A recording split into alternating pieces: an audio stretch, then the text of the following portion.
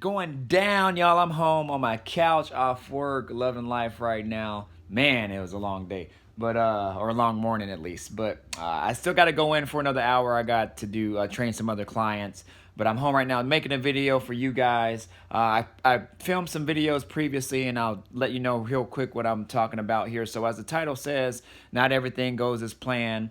I make this video because I want to share my fails as well as my successes too, because not everything in the card game goes as smooth as people make it seem. Some people in these videos on YouTube, they edit these things. Oh, you just do this, do this, do this. They make it look all smooth. And a lot of times that's not the case.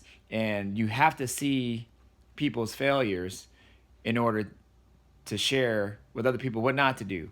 And I won't necessarily even call this well, I guess it is a failure, but it's my own fault. So anyways, fast forward to what I'm talking about. So basically, that newly painted intake that I painted black and then the top of it blue, I destroyed the whole passenger side of it as far as the paint.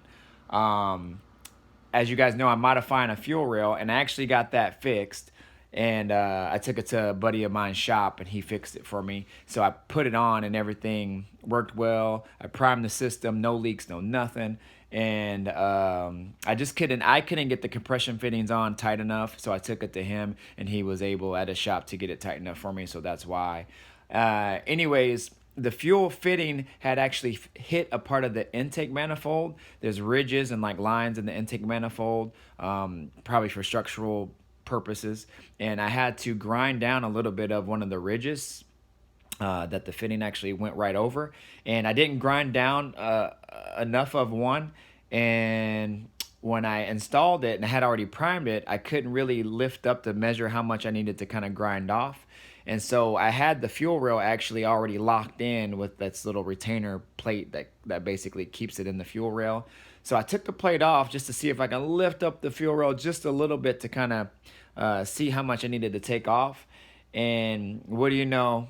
The dang fuel rail popped out and fluid went everywhere. All like gas went everywhere along the passenger side of my intake. I mean, lots and lots and lots of gas just spurted out, destroyed the whole side of the intake as far as the paint goes, and some of the top of the intake, just a little section. I was able to hurry up and sprint and grab some like Simple Green and some quick detour that I had, anything that I could grab to dilute the gas, and wiped everything down as quick as I can. But on some of the intake, I wasn't fast enough. There was just so much gas, man. I was so heated because I just painted that damn thing and it looked so good. And so I had to spend a couple more hours before work cleaning it up. I reshot the inside of it, and I left it in the car, just masked everything off. And it's not perfect, but it actually looks pretty good. And I still am in the process right now of painting the top piece, just a section of it to get that cleaned up. But you'll see in the next clip what I'm talking about.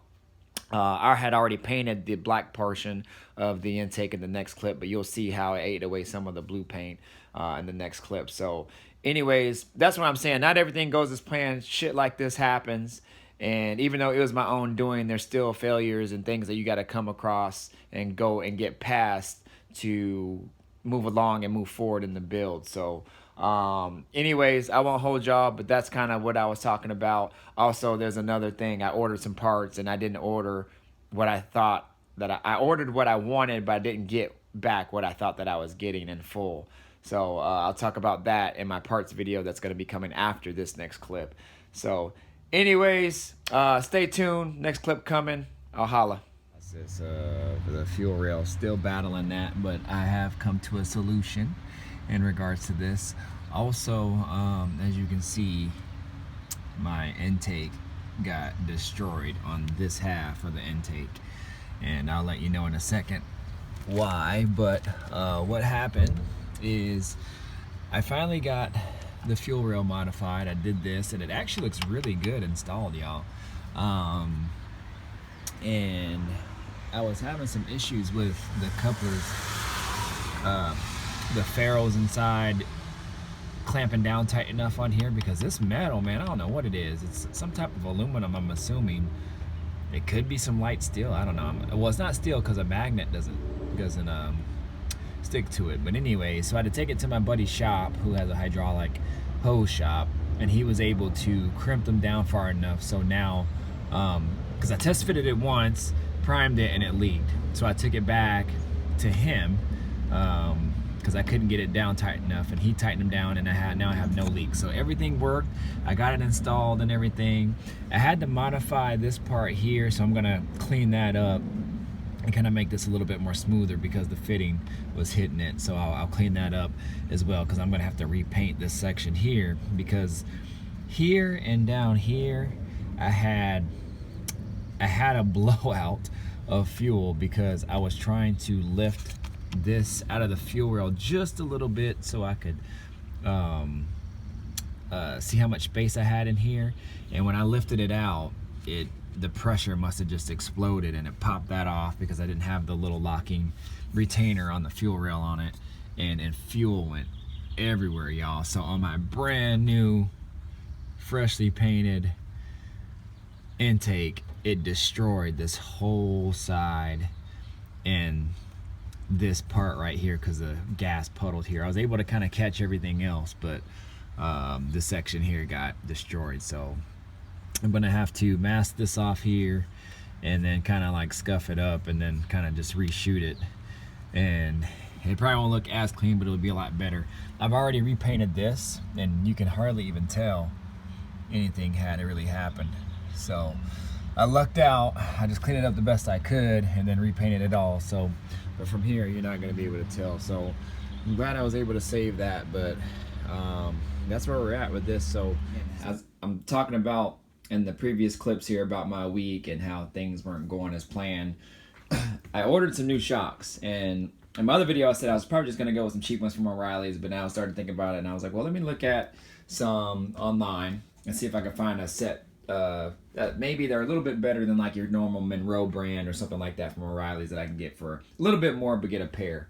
So I ordered these shocks here, Bilstein shocks. They're great shocks. I actually have them on my G-body as well. Great shocks. And I was like, oh man, I found a pair of Bilsteins for $82 shipped. I'm picking them up. And long story short, it was only one.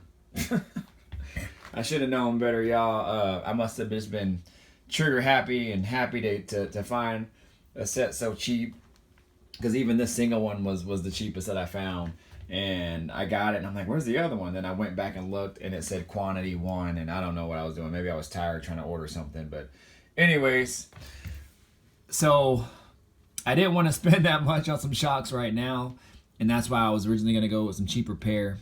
But I already have it, and if I send it back, I'm going to lose money on shipping anyway and whatnot, so I might as well just order another one. So I got another one. That's supposed to come on Monday. But they're great shocks for a box Chevy, 78 to like 90 or something like that. They'll fit.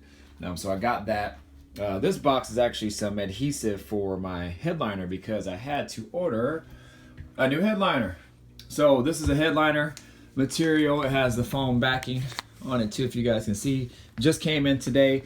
I was actually super surprised that I could find the color also that matches my car, because I tried for a long time to find a vinyl material to match the color of my car to wrap my console with, and I could not find anything, and I was able to find this pretty quick. So they actually have it listed for a few different cars. It's over 60 inches wide, I think about 60 inches wide, but it comes in about 2 feet. So that's about what, 70, or not 2 feet, but 2 yards. So something, what, 72 inches or something like that. So that should be more than enough to fit my car. My headliner was sagging. I pulled it out and just waiting for the materials. And since I was at it, I went ahead and ordered, at the rear end at least, went ahead and ordered some new wheel cylinders, brake cylinders for the rear. As you guys know, my brakes are the big brake setup, drum brakes in the back. So I'm not sure the condition of the other ones. I mean, they could be good and still working fine, but I was like, you know what, cheap assurance, I just ordered these. They're about 17 bucks each. Since I have to take them all apart anyway to put the e-brake cable back on, I thought I would just replace them while I was at it. So yeah, that's pretty much it as far as parts go.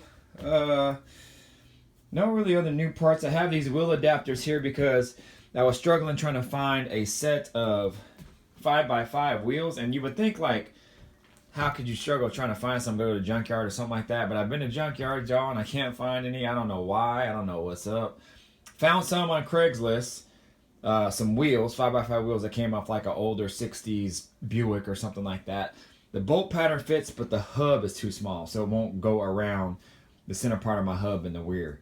It's probably about maybe 1/4 of an inch too small on the rim, so I can't get it on all the way. So I had ordered these a while ago because I couldn't find any wheels, so I figured, I was like, well, let me just buy some adapters, that way I can still run the car, and in the meantime I'll figure out what I want to do, or until I can find some Steelies or something like that. So I have these in the meantime. Good thing I ordered them because those wheels don't fit. I either have to have the center part bored out some, or find a whole new set from somebody. I'm sure I'll come across some. Maybe I'm just not looking in the right place, but you would think they kind of would be readily available, but I haven't been able to find any. So this is hub centric. So if you guys get adapters, that's what you want, y'all. You want hub centric adapters, because a lot of people be putting just random universal adapters on, and trust me, I've been there too. Luckily I was fine, but hub centric sits around the hub flush, and what it does is it doesn't allow this to rattle. Just like if you were to put your rim, your OEM rim, back on your car, it sits flush around that hub, so that way there's no rattling, there's no movement in the wheel from the vibration of the car driving, which means you can't wiggle the studs, or the lug nuts can't wiggle out from that vibration. And trust me, I've had it done before. I wasn't running adapters, but I had some wheels on my Grand National that weren't exactly hub centric, and I didn't know that. And long story short, I had been running only like 2 lug nuts, and when I backed out of my driveway one day, I kind of heard something clanking around, and I didn't really think nothing of it, so I was like, oh, I'll just tighten them up. So I tightened them up, and ended up being the wheel was loose. I kept driving, and a few days or a few weeks later, it came loose again, and I was on the freeway, and I got off, I pulled off, and I was riding on 1 lug nut, y'all. 1. And all the other lug nuts were chewed up. So I don't know how that happened. By the grace of God or something that kept me safe, and I was able to pull over. I was next to O'Reilly's as well, so I was able to get a ride from my girl that came at the time to O'Reilly's, took me there, got some new studs, and was able to put them on inside of at a parking lot that I just pulled over at. So anyways, you want hub-centric adapters if you are running hub-centric adapters. If not, they do make hub-centric rings if your rims don't fit. So if you guys didn't know that, now you know. So anyways, that's it, y'all. Cut this video off, and I'm about to be out. Again, I got parts on parts on parts on parts on parts on parts on parts on parts on parts. Yeah. All right, y'all. I'm out of here. Peace.